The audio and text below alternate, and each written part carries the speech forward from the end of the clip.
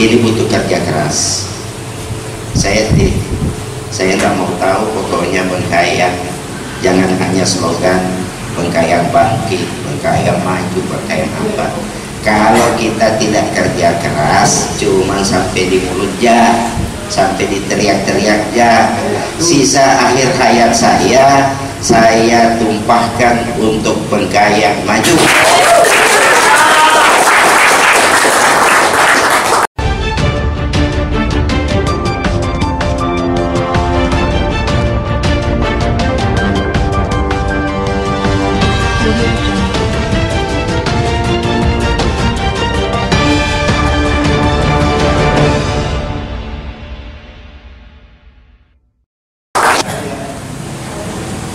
Assalamualaikum warahmatullahi wabarakatuh.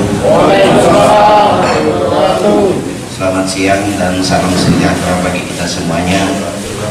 Adil Katarino Bajuramin Kasaroga Basenga Kajubata. Merdeka! Merdeka! Merdeka! Yang terhormat Ketua DPC, Sekretaris DPC, dan insya Allah beliau nanti ketua tim pemenangan. Pengurus DPC PDI dan lebih terhormat lagi kepada ketua-ketua PAC dan sekretaris, kalau tadi di absen dari ujung ke ujung turut hadir dalam rangka pemenangan kaca, singkat kaca aja, Kajor Karos. Saya mungkin bercerita kenapa sih sampai saya ini bercalon. Ini kan berangkat dari niat. Setelah saya tidak lagi di Rumah Sakit Abdul Aziz, saya tidak lagi di Rumah Sakit Abdul Aziz, karena di Rumah Sakit Abdul Aziz itu semuanya sudah selesai, tapi wali kota yang Cecung itu perpanjang 2 kali lagi. Saya mau diperpanjang, saya tidak mau lagi. Itu tapi sebelumnya sebenarnya saya ini sudah mengabdi di Bengkayang. Saya awal kepala puskesmas Sungai Raya, waktu itu masih Sambas. Kemudian setelah terbentuk Kabupaten Bengkayang, saya jadi kepala puskesmas Sungai Duri. Tapi kepala puskesmas saya ini kan orang yang visioner, mau pingin sesuatu lebih daripada yang lain. Jadi maunya saya, bagaimana kalau puskesmas Sungai Duri itu semua puskesmas se-Kalimantan Barat ini belajar di puskesmas Sungai Duri. Jadi saya quality assurance dulu, saya ISO dan pelayanan terima. Alhamdulillah saya bisa kalahkan Bangkalbat dengan Samsat, dan saya mendapatkan Piala Citra pelayanan terima di istana.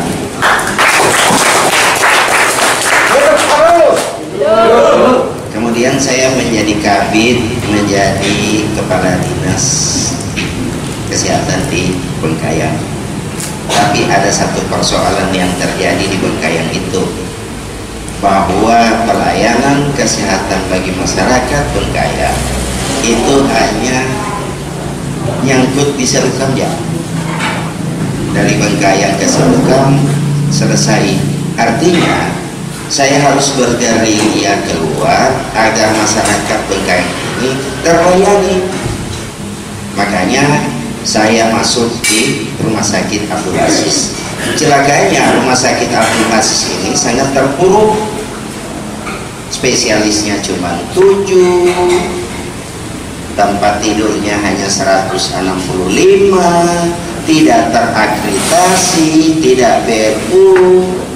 Saya kerja keras siang malam, artinya terakreditasi paripurna 5 bintang, dokter spesialisnya 7 jadi 32, alat-alat kesehatan begitu sederhana, udah paling lengkap.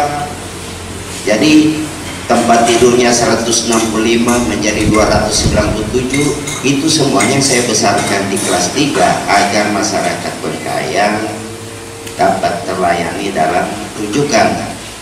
Persoalannya karena yang terjadi itu kebanyakan masyarakat Bengkayang hanya jamkes, dan akibatnya Bengkayang berhutang di rumah sakit saya 6,4 miliar. Saya didatangi 28 perusahaan obat, kalau tidak dibayar kami tidak akan drop, artinya di depan mata saya akan ditutup rumah sakit Abdul Aziz. Kalau mau ditagih di BPJS hampir 40 miliar lebih, duitnya tidak ada.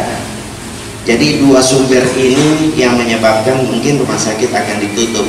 Mau tidak mau saya harus menghadap Pak Gidot, saya minta dilunaskan.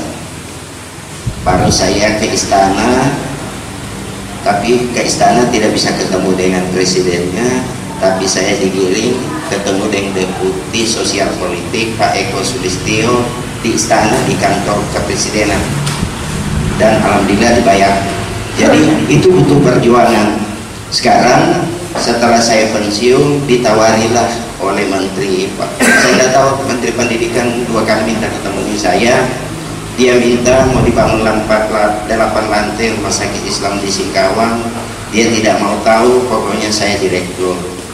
Tahun lalu owner dari Jakarta, orang kaya, mau bangun rumah sakit internasional, minta juga saya sebagai direktur. Tapi istri dan anak-anak keberatan kalau saya jadi direktur lagi, karena saya kerja siang malam di rumah sakit. Mereka kapok kalau saya jadi direktur. Timbullah keangan-angan saya menjadi kepala desa Sungai Duri. Maunya saya desanya menjadi percontohan agar semua kepala desa di Sekalbar ini belajar di Sungai Duri. Banyak yang keberatan, minta saya calon, hanya saya calon. Alhamdulillah 2 partai pengusung dari PDI dan dari Nasdem mengusung saya dengan Pak Kajot.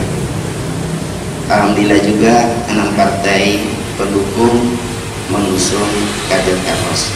Jadi ini butuh kerja keras. Saya nggak mau tahu, pokoknya Bengkayang jangan hanya slogan Bengkayang bangkit, Bengkayang maju, Bengkayang apa. Kalau kita tidak kerja keras, cuman sampai di mulut ya, sampai di teriak-teriak ya, sisa akhir hayat saya tumpahkan untuk Bengkayang maju.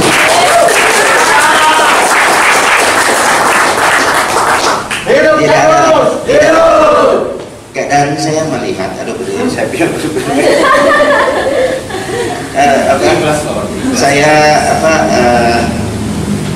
melihat dari semua pasangan ini adalah pasangan yang paling lengkap.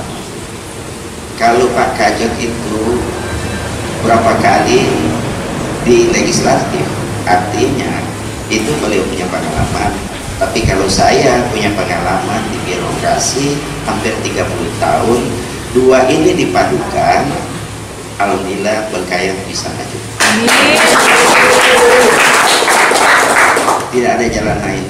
Amari, begitu semangatnya PDI, saya jadi terdorong nih, motivasi saya curahkan hidup mati saya di Bengkayang.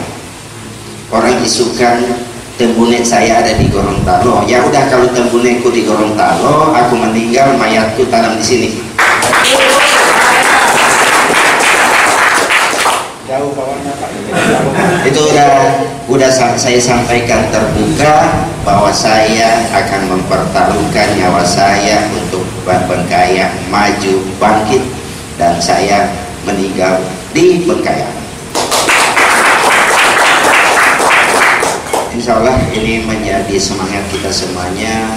Ini baru menurut saya ya, langkah pertama.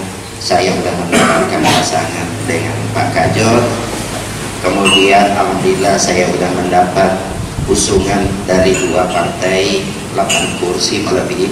dari standarnya 6 dan 6 partai pendukung.